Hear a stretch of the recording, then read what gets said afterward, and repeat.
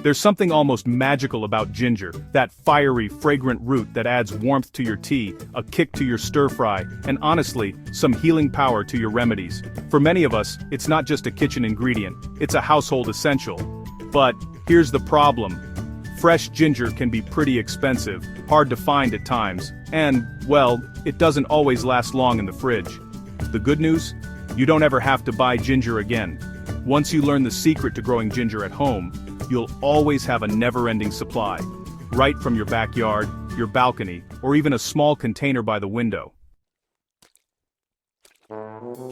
Welcome to Soil Stories, where we turn everyday gardening into something extraordinary. Today I'll show you the simple yet powerful secret to growing your own ginger, so you'll never run out again.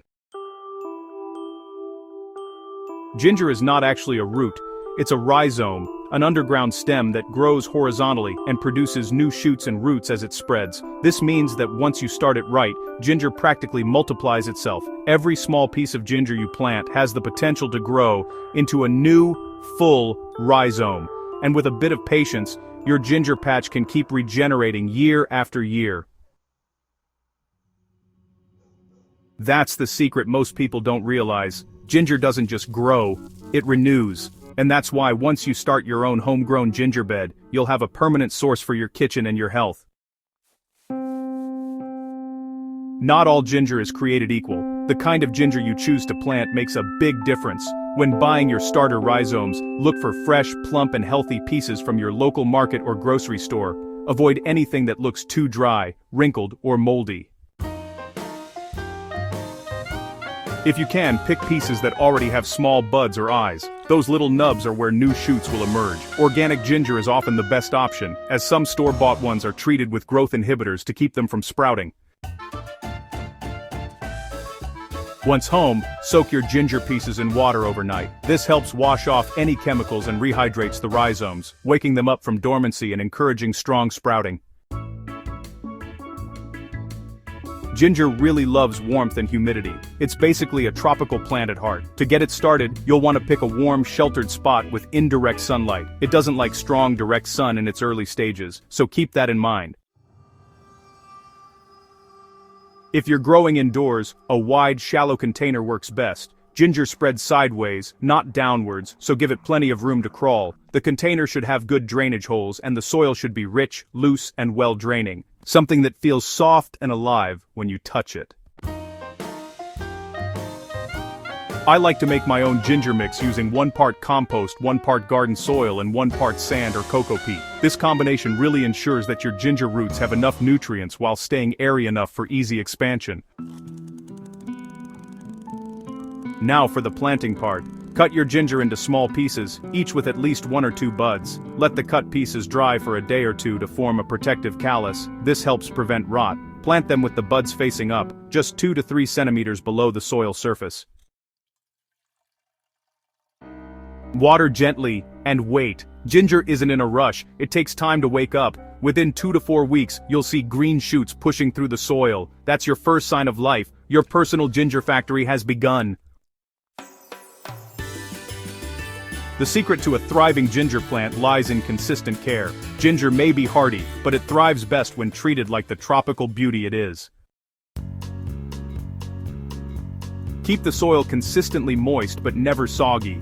Overwatering leads to root rot, while underwatering slows down growth. I like to water my ginger deeply once every few days, depending on the weather. If it's very hot, a light misting helps maintain humidity around the plant. Feed your ginger every few weeks with organic compost or liquid fertilizer. A banana peel compost tea or diluted fish emulsion works wonders. Ginger loves potassium and phosphorus, which encourage strong rhizome development. You can also mulch the top of the soil with dried leaves or grass clippings. Mulch helps keep the soil moist, protects the rhizomes from direct sun, and adds nutrients as it decomposes.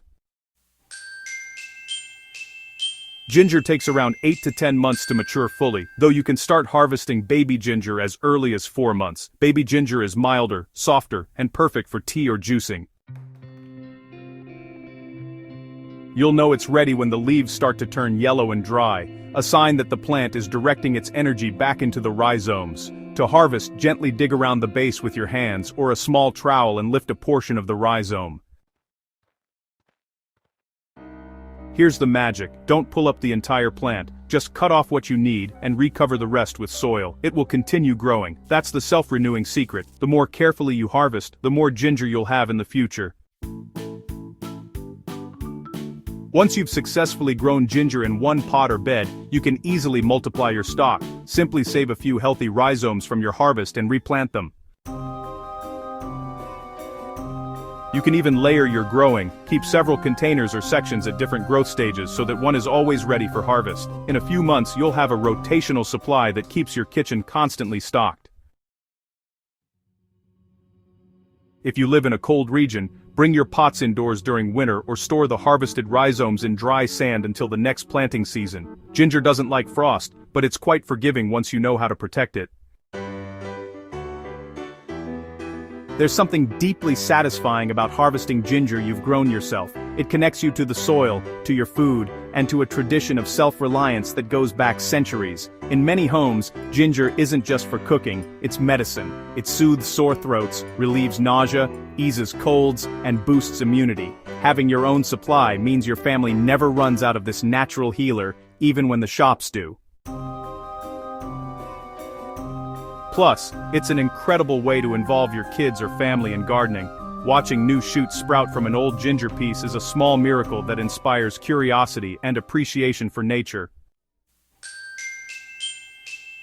And let's not forget, homegrown ginger smells and tastes so much better. It's fresh, strong, and alive, with flavor that makes store-bought ginger feel flat by comparison.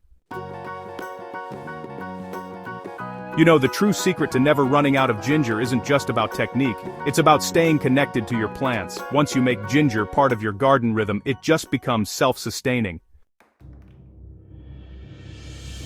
Every time you harvest, you replant. Every time you care for the soil, you're feeding future rhizomes. It's a cycle of abundance that starts small, but honestly, it grows endlessly, just like the stories we tell here on Soil Stories. So, whether you have a large garden, a small balcony, or even just a sunny window, ginger can totally be your next great home-growing adventure. It doesn't demand much, just patience, warmth, and a bit of love. Start today with a few rhizomes and let nature do the rest.